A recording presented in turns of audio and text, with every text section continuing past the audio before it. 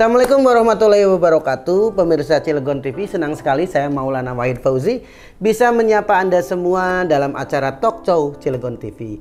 Cilegon TV ini adalah satu kanal YouTube official dari Pemkot Cilegon. Jadi kita di Talk Show ini akan membahas banyak sekali informasi seputar Kota Cilegon. Untuk episode pertama ini secara khusus sudah hadir di studio Cilegon TV Kepala Dinas Komunikasi Informatika, Statistik dan Persandian. Ya. Betul Pak ya? Betul.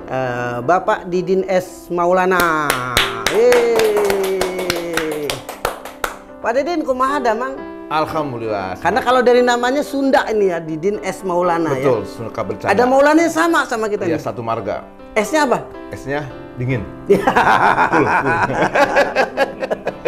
Pak Didin, saya mau ngobrol-ngobrol nih. Kita mau ngobrol-ngobrol soal informasi, mungkin keterbukaan informasi ya di Kota Cilegon, karena kita tahu sendiri bahwa sekarang yang namanya keterbukaan informasi ya atau transparansi bagi publik itu amat sangat diperlukan oleh pemerintah daerah. Nah, ini untuk Kota Cilegon sendiri, Pemkot Cilegon, seperti apa penerapan pola informasi kepada publik ya Pak? Ya. Terima kasih Kang. Jadi untuk Kota Cilegon ini memang tentang keterbukaan informasi publik ini salah satu menjadi target kita ya. Ada di IKU kita bahwa kita itu harus lebih baik lagi lah. Nah, ternyata untuk tahun 2022 ini hasil evaluasi kita masih beranjak di cukup informatif. Oh, cukup informatif. Ya, itu siapa yang memberi penilaian itu, Pak? Dari KI Provinsi. Oh, Komisi Informasi Provinsi. Oke. Ya, jadi ya insya Allah ini program 2023 ke depan kita itu targetnya menjadi menuju informatif. Ya syukur-syukur bisa informatif langsung gitu ya. Oh, jadi ada berapa level tadi Pak? Cukup informatif, kemudian informatif, kemudian yang pertama? Jadi dari mulai tidak informatif, cukup informatif, menuju informatif dan informatif. Kota Cilegon baru di cukup informatif. Masih cukup informatif. Artinya itu harus banyak PR sekali. Harus. Kira-kira menurut Cilegon 23 tahun ini 24 tahun, tapi masih baru tahap cukup informatif. Pak Didin sendiri baru menjabat Kepala Diskominfo belum setahun ya? Belum setahun. Pasti tapi sudah melakukan pencermatan kendala dan yang lain-lain. Sehingga kita masih stuck di cukup informatif. Kira-kira apa persoalannya Pak? Jadi sudah kita evaluasi, sudah kita petakan permasalahannya seperti apa.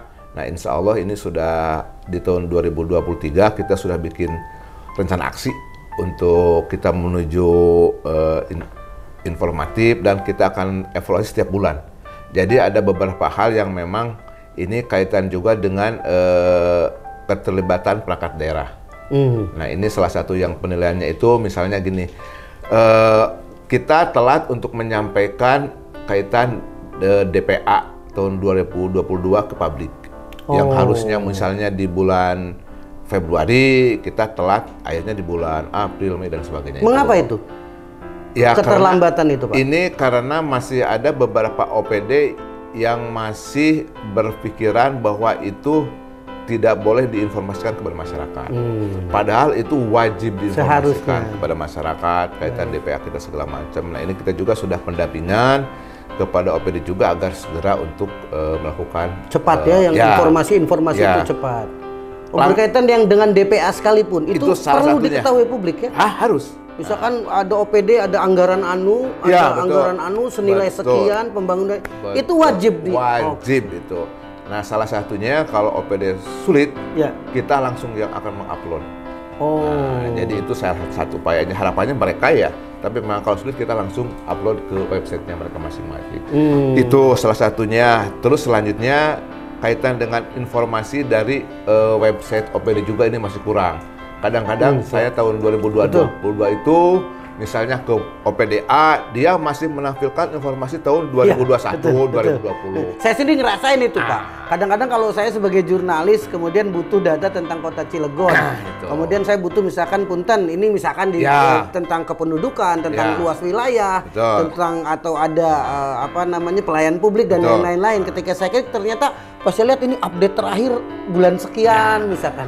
Atau bahkan ada yang situsnya tidak. Ya. Oke, itu juga sedang diperbaiki. Itu sedang diperbaiki, bahkan kita sudah menunjuk setiap OPD itu ada humas masing-masing. Jadi itu mereka yang akan menginformasikan kepada masyarakat, dan bahkan ke depan juga Kominfo akan kontes lah. Jadi OPD mana ini yang memang untuk informasinya bagus, untuk sosmednya bagus, nanti kita akan berikan apresiasi setiap 3 bulan sekali. Jadi agar di OPD juga ada semacam persaingan yang sehat lah. Jadi kita bentuk tim khusus ya di setiap perangkat daerah itu. Jadi selain dia harus menginformasikan tentang kehumasannya OPD ya, informasi OPD juga itu diharapkan juga mereka itu bisa juga mengisi ruang-ruang di sosmed yang ada di OPD tersebut ya. Jadi kan hasil survei ini ternyata masyarakat Cilegon itu cenderungnya itu informasi itu diperoleh dari sosmed. Nah, makanya kita ini otentik ya, maksudnya berdasarkan satu survei yang ilmiah ya. Insya Allah ilmiah itu margin errornya masih 5% ya, jadi 90%. Jadi ini menarik pemirsa ya, jadi masyarakat Kota Cilegon itu ternyata sumber informasi yang paling mereka cari itu ternyata adalah di medsos. Ya, betul.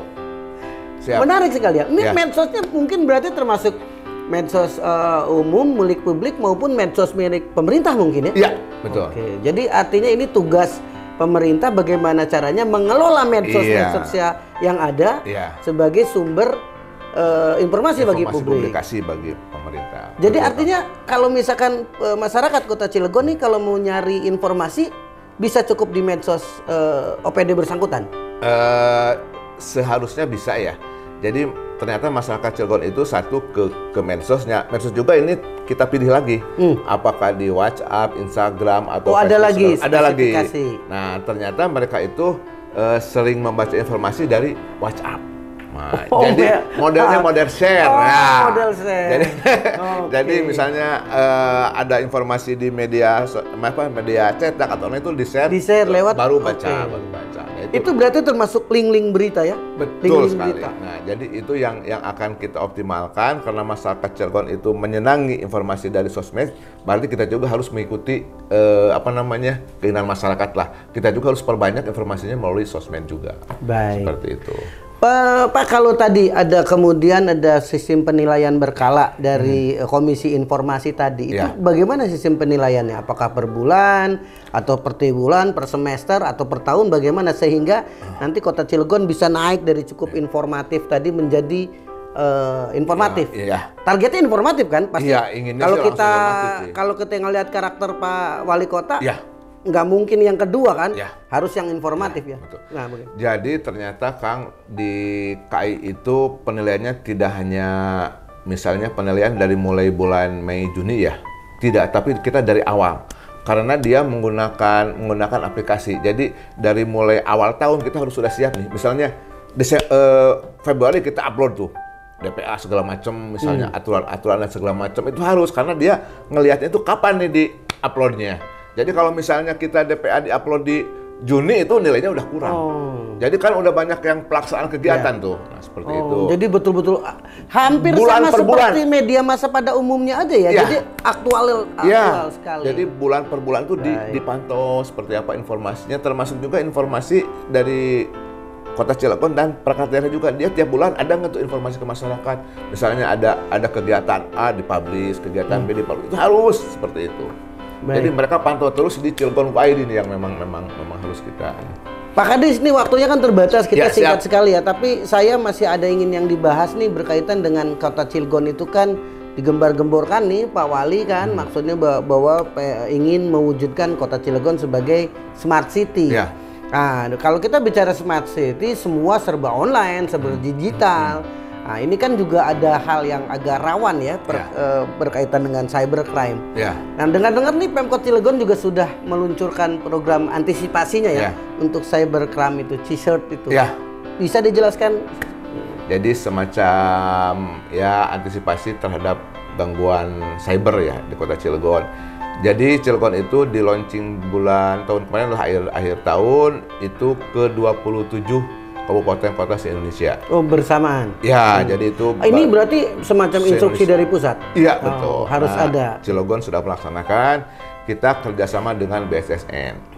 Dan alhamdulillah ini setelah kita berjalan hampir 2-3 bulan, kita sudah banyak menemukan hal-hal yang tanda kutip tuh ternyata banyak serangan juga ke kita. Oh, sudah ada? Ada. Apa, kemarin, perbankan atau politik atau? Lebih ke ini ada. Jadi server Kominfo itu digunakan oleh orang-orang yang tidak bertanggung jawab untuk mencari keuntungan di sana. Sudah ketemu orangnya. Seperti maksudnya keuntungan apa nih? Jadi misalnya gini, kita punya server nih. Ya. Nah, ternyata server itu ada yang memanfaatkan nyimpen data di sana. Oh. Dan data itu data mining, misalnya Bitcoin segala macam. Itu kan yang 24 jalan terus tuh. Nah, iya. Tapi itu sudah selesai. Sudah. Terus kemarin teman-teman juga sudah ini nih mulai, Pak tolong ini maaf nih ya, Bu Haji Nufus, di Dukcapil ini ada aplikasi yang mudah untuk diambil datanya.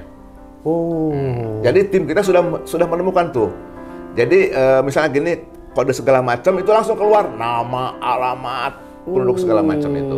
Nah, itu rawan sekali digunakan makanya, untuk tim kita melakukan seperti itu pas langsung ketemu celahnya kita langsung lapor ke tolong segera untuk diamankan. Ini timnya dari mana, Pak? Ini kan berarti harus ahli sekali kan? Kalau hacker aja pinter-pinter, ini orangnya harus pinter-pinter banget. Jadi alhamdulillah kita sudah ada tim cyber di kita ya. Dari ASN juga ada, PNS ada yang ya baru-baru. Terus kita juga di OPD juga ada. Jadi 36 OPD termasuk kecamatan 8 itu kita juga sudah ada tim research-nya. Jadi mereka yang memang ahli di komputer. Jadi dipilih tuh. Ada yang PNS, ada yang non PNS. Ternyata memang SDM kita itu bagus-bagus Kak. Kaitan dengan untuk cyber malah pada senang terutama anak-anak muda ya. Biasa nge-game kali ya. Betul. Nah, tapi kalaupun kita kesulitan, kita kerjasama minta bantuan ke BSSN. Oh, jika diperlukan. Kalau misalkan tingkat tinggi mungkin. Betul. Kayak kemarin ada yang memanfaatkan server kita ya untuk kepentingan Bitcoin bisnis. Tadi. Nah, itu kita ternyata yang dari BSSN. Ini Pak katanya ada yang nyimpan ini, akhirnya kita panggil orangnya yang kita tolong dihilangkan di sana. Jadi kita. Baik, satu lagi nih. Salah satunya itu. Pak Kadis, kalau tadi kan masyarakat mencari informasi, kemudian bisa lewat medsos yang lain. Ini kalau untuk pengaduan nih, kan kita tahu sendirilah nih ya, di medsos itu kan kadang-kadang dari mulai pengaduan yang sopan, yang sampai sumpah serapah, yang sampai kadang-kadang ngalur ngidul kan tumpah ruah begitu saja. Misalkan, jalan wis bolong rusak coba dideleng. Nah itu untuk hal-hal yang seperti itu sebaiknya kemana masyarakat melaporkan supaya langsung diterima oleh Pemkot Cilegon dan ditindaklanjuti. Kalau ini kayaknya langsung deh ke kamera. Kemana masyarakat?